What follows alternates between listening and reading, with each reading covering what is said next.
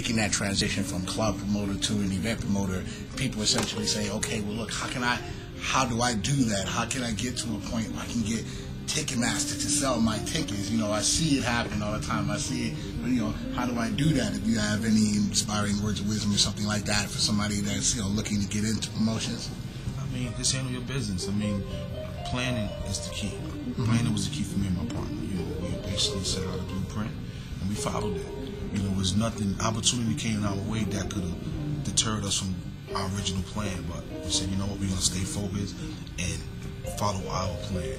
Not the plan of another band, you know. So now, just with that dedication to yourself and being loyal to one another, the sky's the limit. You know, the sky's the limit. Just having faith and believing, man. Because without God, none of this stuff is possible. So we can sit up there and say, you know, it's us, us, us. At the end of the day, I look up and I just thank Him every day. That's about it, man.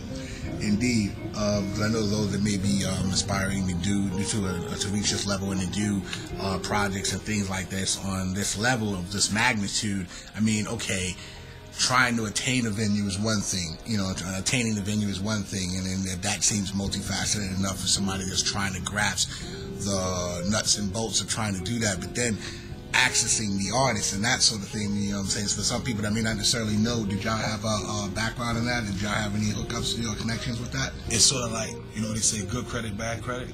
You know, by us coming to the Bronx, it's like our credibility, we built a rapport in the industry to where people understand these guys paid.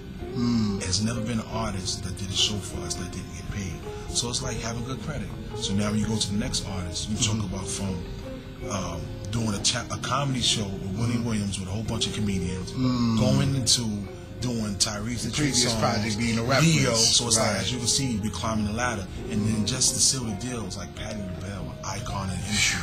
So it's like, who is better to have a better reference as far as Patti LaBelle? She knows everybody. So now you do right by her, it's basically like a virus. It spreads. You know, people talk about us. Now we're young guys doing major events, so they pay.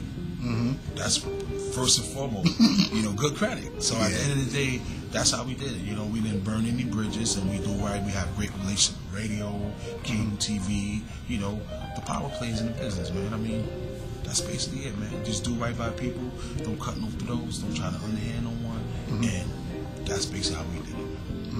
I also know primarily your focus based on your operation here with on the rocks and stuff and everything. And primarily you want to bring it back home to the Bronx, and that's what I was sort of proud of for other promoters and stuff, for people that's out there that's looking to do and plan venues and everything and stuff. And they sit down with On the Rocks and say, okay, well look, you know what I'm saying, I would like to do something here and everything. Is that available for them? Absolutely.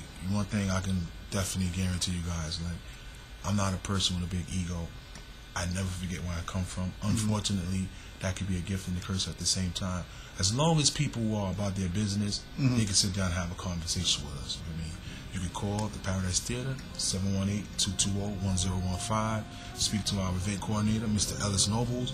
And I'm pretty sure if you have your thing together, why not? This is a community where everybody have dreams and aspirations to become whomever they choose to be. But at the end of the day, we will give you the opportunity if only if you have your thing together. That's it.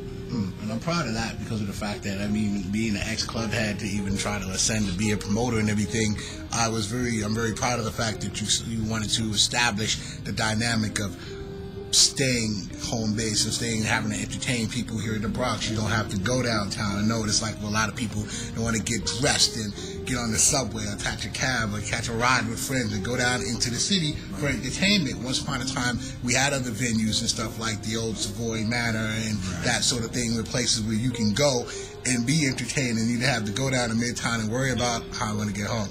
You can stay local, get your head bashed, and you can make it home. So it's cool that y'all really bringing it back like that. You know what it is? It's like that stigma on the Bronx. You know, people had a, I guess, a sour taste, I would say, as far as partying in the Bronx, having a good time in the Bronx.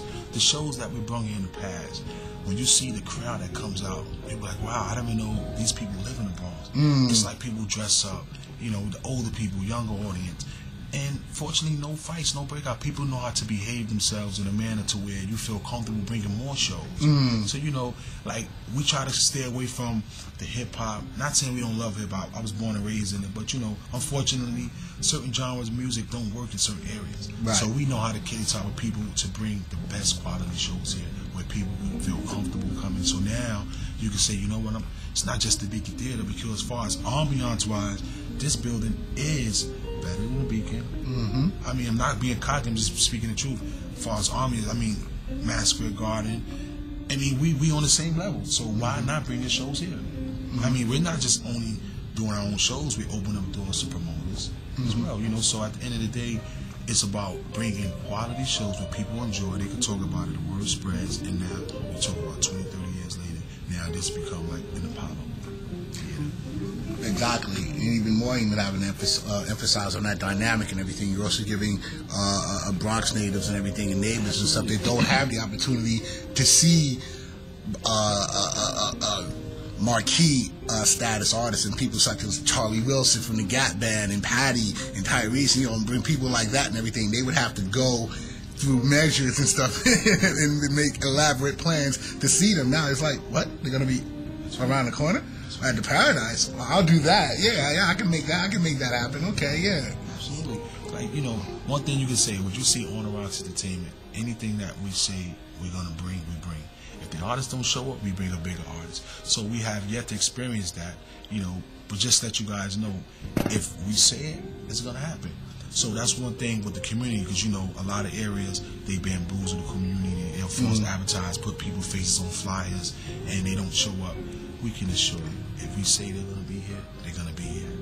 If unless, you know, something happened beyond our control, but contractually, people respect us in this business. They know that we handle our business. So at the end of the day, when you see on the Rocks, you know, I'm gonna give me a quality event. And finally, and everything, I know you've been here also very busy and you have things to do.